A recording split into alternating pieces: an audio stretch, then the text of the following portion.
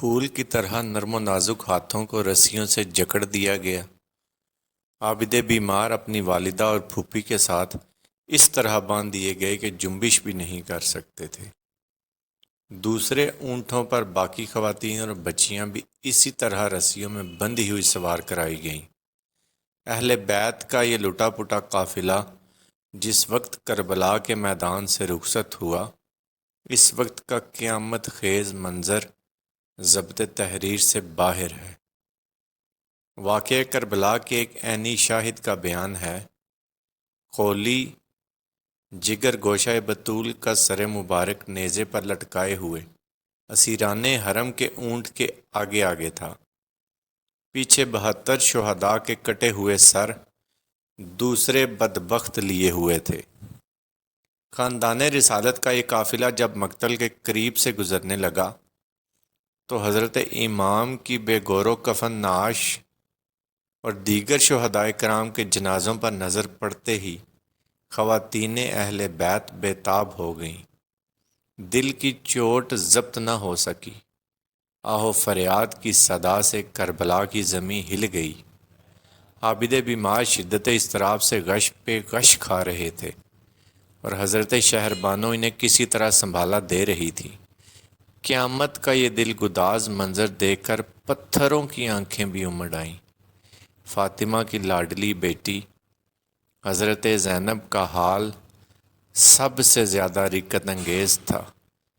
بے خودی میں انہوں نے مدینے کی طرف رخ کر لیا اور دل دہلا دینے والی آواز میں اپنے نانا جان کو مخاطب کیا، یا محمد صلی اللہ علیہ وسلم، آپ پر آسماں کے فرشتوں کا سلام ہو۔ دیکھیے آپ کا لاڈلا حسین ریگستان میں پڑا ہے، خاک و خون میں آلودہ ہے، تمام بدن ٹکڑے ٹکڑے ہے، نعش کو گور و کفن بھی میسر نہیں۔ نانا جان، آپ کی تمام اولاد قتل کر دی گئی، ہوا ان پر خاک اڑا رہی ہے۔ آپ کی بیٹیاں قید میں ہیں، ہاتھ بندھے ہوئے ہیں، مشقیں کسی ہوئی ہیں، پردیس میں ایک بھی اپنا نہیں۔ نانا جان، اپنے یتیموں کی فریاد کو پہنچیں۔ دوست دشمن کوئی ایسا نہ تھا جو حضرت زینب کے اس بیان پر اب دیدہ نہ ہو گیا ہو۔ اسیران حرم کا قافلہ اشکبار آنکھوں اور جگر گداز سسکیوں کے ساتھ کربلا سے رخصت ہو کر کوفے کی طرف روانہ ہو گیا۔ شام ہو چکی تھی۔ ایک پہاڑ کے دامن میں یزیدی فوج کے سرداروں نے پڑاؤ کیا۔ اسیران اہل بیت اپنی اپنی سواریوں سے نیچے اتار لیے گئے۔ چاندنی رات تھی۔ رسیوں میں جکڑے ہوئے حرم کے یہ قیدی رات بھر سسکتے رہے۔ پیشانی میں موجود مچلتے ہوئے سجدوں کے لیے بھی ظالموں نے رسیوں کی بندن ڈھیلی نہیں کی۔ پچھلے پہر حضرت زینب مناجات میں مشغول ہو گئیں کہ اچانک ابن سعد قریب آیا اور اس نے طنز کرتے ہوئے دریافت کیا، قیدیوں کا کیا حال ہے؟ کئی بار پوچھنے کے بعد حضرت زینب نے منہ ڈھانپ کر جواب دیا، الحمدللہ، نبی کا چمن تاراج ہو گیا، ان کی اولاد قید کر لی گئی، رسیوں سے تمام جسم نیلے پڑ گئے ہیں، ایک پیارا جو نیم جاں ہو چکا ہے، اس پر بھی تجھ کو ترس نہیں آتا، اور نہیں تو ہماری بے کسی کا تماشا دکھانے کے لیے اب تو ہمیں ابن زیاد اور یزید کی قربانگاہ میں لیے جا رہا ہے۔ اتنا کہتے کہتے وہ پھوٹ پھوٹ کر رونے لگی۔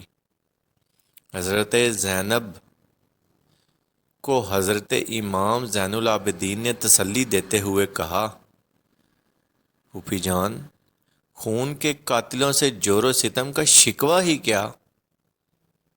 بس ایک آرزو ہے کہ بابا جان کا سر میری گود میں لا کر کوئی رکھ دے۔ اور میں اسے اپنے سینے سے لگا لوں۔ ابن سعد بدبخت نے کہا، گود میں تو نہیں، تیرے قدموں کی ٹھوکر پہ ڈال سکتا ہوں، اگر راضی ہو تو اقرار کرو۔ ظالموں نے پھر زخموں پر نمک چھڑکا اور پھر حرم کے قیدی تل ملا اٹھے۔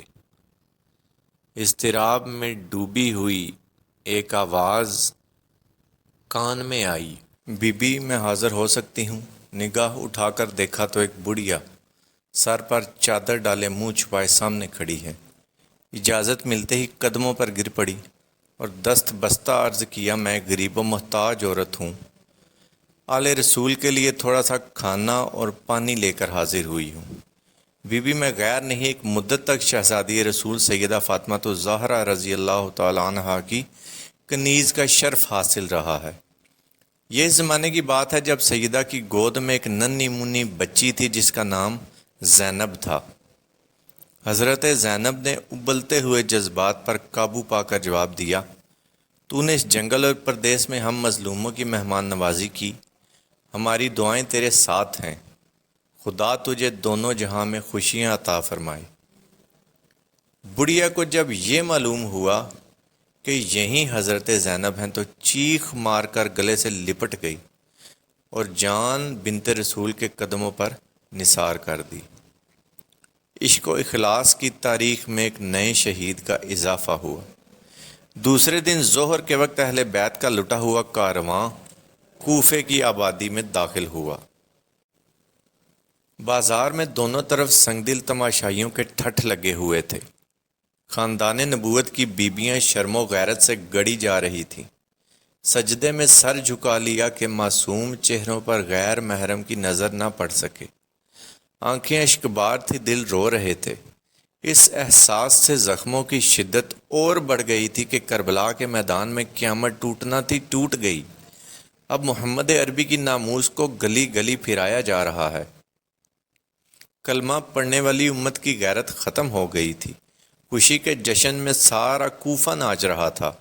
ابن زیاد کے بغیرت سپاہی فتح کا نعرہ بلند کرتے ہوئے آگے آگے چل رہے تھے۔ جب اہل بیت کی سواری قلعہ کے قریب پہنچی تو ابن زیاد کی بیٹی فاطمہ اپنے منہ پر نقاب ڈالے ہوئے باہر نکلی اور خاموش دور کھڑی حسرت کی نظر سے یہ منظر دیکھتی رہی۔ ابن زیاد اور شمر کے حکم سے سیدانیاں اتاری گئیں۔ عابد بیمار اپنی والدہ اور پھوپھی کے ساتھ بندھے ہوئے تھے۔ ادھر بخار کی شدت سے ضعف و ناتوانی انتہا کو پہنچ گئی تھی۔ اونٹ سے اترتے وقت غش آ گیا اور بے حال ہو کر زمین پر گر پڑے۔ سر زخمی ہو گیا اور خون کا فوارہ چھوٹنے لگا۔ یہ دیکھ کر حضرت زینب بے تاب ہو گئیں۔ دل بھر آیا، ڈبڈبائی آنکھوں کے ساتھ کہنے لگیں، آل فاطمہ میں ایک ہی عابد بیمار کا خون محفوظ رہ گیا تھا، چلو اچھا ہوا کوفے کی زمین پر ہی قرض ادا ہو گیا۔ ابن زیاد کا دربار نہایت تزک و احتشام سے آراستہ کیا گیا تھا۔ فتح کے نشے میں سرشار تخت پر بیٹھا ہوا ابن زیاد اپنی فوج کے سرداروں کی زبانی کربلا کے واقعات سن رہا تھا۔ سامنے تشت میں امام علی مقام کا سر مبارک رکھا ہوا تھا۔ ابن زیاد کے ہاتھ میں ایک چھڑی تھی۔ وہ بار بار حضرت امام کے لب مبارک کے ساتھ گستاخی کرتا اور کہتا جاتا کہ اس منہ سے خلافت کا دعوے دار تھا۔ دیکھ لیا قدرت کا فیصلہ، حق سر بلند ہوا، باطل کو ذلت نصیب ہوئی۔ صحابی رسول حضرت زید بن ارقم اس وقت دربار میں موجود تھے۔ ان سے یہ گستاخی دیکھی نہ گئی۔ جوش عقیدت میں چیخ پڑے، ظالم یہ کیا کرتا ہے، چھڑی ہٹا، نسبت رسول کا احترام کر۔ میں نے بارہا سرکار صلی اللہ علیہ وآلہ وسلم کو اس چہرے کا بوسہ لیتے دیکھا ہے۔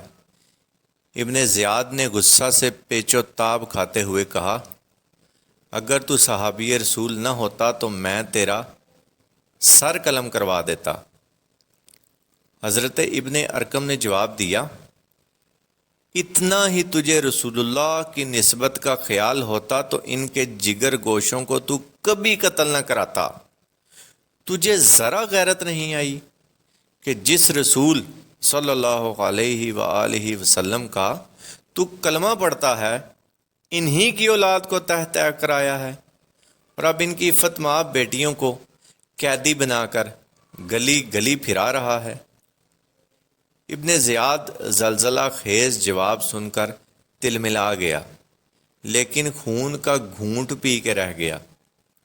اسیران حرم کے ساتھ ایک بوسیدہ چادر میں لپٹی ہوئی حضرت زینب ایک گوشے میں بیٹھی ہوئی تھیں۔ ان کی کنیزوں نے انہیں اپنے جھرمٹ میں لیا ہوا تھا۔ ابن زیاد کی جب نظر پڑی تو دریافت کیا، یہ کون عورت ہے؟ کئی بار پوچھنے پر ایک کنیز نے جواب دیا، زینب بنت علی۔ ابن زیاد نے حضرت زینب کو مخاطب کرتے ہوئے کہا، خدا نے تیرے سرکش سردار اور تیرے اہل بیت کے نافرمان باغیوں کی طرف سے میرا دل ٹھنڈا کر دیا ہے۔ اس اذیت ناک جملے پر حضرت زینب بے اختیار رو پڑی اور کہنے لگیں، واللہ تو نے میرے سردار کو قتل